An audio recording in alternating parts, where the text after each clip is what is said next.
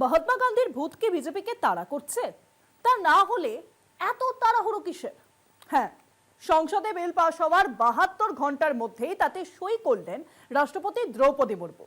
ফলে আইনে পরিণত হলো বিকশিত ভারত জি রামজি বিল 2025। এদিকে মমতা বন্দ্যোপাধ্যায় ইতিমধ্যেই মহাত্মার নামবাদের প্রতিবাদে বাংলায় মহাত্মাশ্রী প্রকল্পের কথা ঘোষণা করেছেন। এনডিএ জোট শাসিত রাজ্যেও ভিন্ন প্রকল্পের সম্ভাবনা।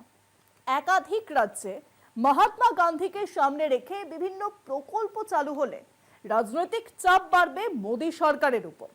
কিন্তু এর পাশাপাশি আরো একটা প্রশ্ন ঘুরপাক খাচ্ছে রাজনৈতিক মহলে।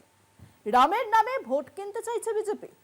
উন্নয়নের তাস খেলে কি তবে আর চলছে না? উল্টো দিকে বেসরকারীকরণ নিয়ে ঝাঁপিয়ে পড়েছে বিরোধীরা।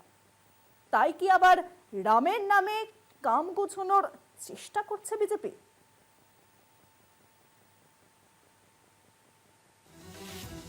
তৎপর রাষ্ট্রপতি সংসদে বিল পাশ হওয়ার 72 ঘন্টার মধ্যেই তাতে সই করলেন রাষ্ট্রপতি দ্রৌপদী মুর্মু।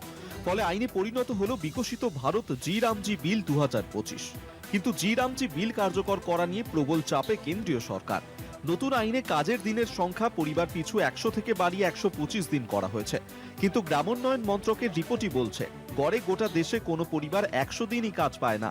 এদিকে মমতা বন্দ্যোপাধ্যায় ইতিমধ্যেই মহাত্মার নাম বাদের প্রতিবাদে বাংলায় মহাত্মাশ্রী প্রকল্পের কথা ঘোষণা করেছেন। অন্যদিকে 27 ডিসেম্বর দিল্লিতে কংগ্রেসের ওয়ার্কিং কমিটির বৈঠক। ওই বৈঠকে জি রামজি আইনের বিরুদ্ধে কেন্দ্র বিরোধী স্ট্র্যাটেজি তৈরি হওয়ার কথা। মমতা বন্দ্যোপাধ্যায়ের পথে হেঁটে কোনোভাবে যদি কর্ণাটক, হিমাচল প্রদেশ, ঝাড়খণ্ড, তামিলনাড়ু, জম্মু কাশ্মীরের মতো ইন্ডি জোট শাসিত রাজ্যে 100 দিনের কাজের ভিন্ন প্রকল্প চালু করে, তাহলে কেন্দ্রের ওপর রাজনৈতিক চাপ অবশ্যই বাড়বে। 72 ঘন্টার মধ্যেই সই রাষ্ট্রপতির। ভিবি জি রামজি বিল এখন আইন। বাংলায় ইতিমধ্যেই মহাত্মাশ্রী প্রকল্পের ঘোষণা মুখ্যমন্ত্রীর। ইন্ডি জোট শাসিত রাজ্যেও ভিন্ন প্রকল্পের সম্ভাবনা। একাধিক রাজ্যে ভিন্ন প্রকল্প চালু হলে রাজনৈতিক চাপ বাড়বে মোদী সরকারের ওপর। প্রসঙ্গত 10-12 দিন আগে সংসদের শীতকালীন অধিবেশন চলাকালীন তৃণমূলের সাংসদেরা কেন্দ্রীয় গ্রামোন্নয়ন মন্ত্রী শিবরাজ সিং চৌহানের সঙ্গে দেখা করতে চেয়ে চিঠি দিয়েছিলেন।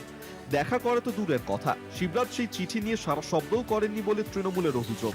তৃণমূলের অভিযোগ, গত 10ই ডিসেম্বর রাজ্যসভার দলনেতা ডেরেক ওব্রায়েন শিবরাজকে চিঠি লিখে জানান দলের 10 জন সাংসদ তাঁর সঙ্গে দেখা করতে চান।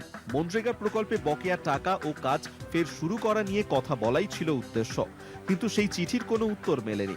এদিকে বাংলায় নতুন আইনে 100 দিনের কাজ প্রকল্প আদৌ হবে কিনা তা নিয়ে দ্বন্দ্ব এখনো কাটেনি।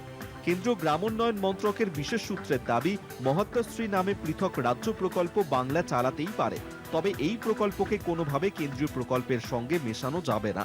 কেন্দ্রীয় প্রকল্পের নামও বদল করা চলবে না। ফলে গ্রামীণ রোজগারের লক্ষ্যে ভিন্ন নামে এই 100 দিনের কাজের প্রকল্প পশ্চিমবঙ্গে চালু করা নিয়ে কেন্দ্র রাজ্য সংঘাত সম্ভবত জারিই থাকবে। রাজনৈতিক মহলে উঠছে এই প্রশ্ন। কলকাতা টিভি।